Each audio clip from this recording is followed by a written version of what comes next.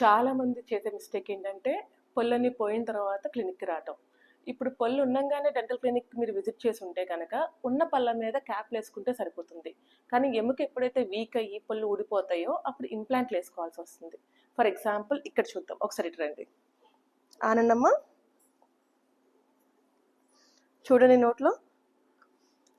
So నవలటానికి వీలయ్యేలాగా పళ్ళు కట్టాలంటే so ఆబ్వియస్గా ఇంప్లాంట్లు వేసుకోవాల్సి వస్తుంది పైన. ఎందుకంటే ఈ ఉన్న పళ్ళ మీద పళ్ళు కడితే వాటి సపోర్ట్ సరిపోదు. సో దానివల్ల ఎక్స్ట్రా ఇంప్లాంట్స్ వేయాల్సి వస్తుంది. చూసారా వెనక ఇలా పళ్ళు ఎలా తీయించుకున్నారో.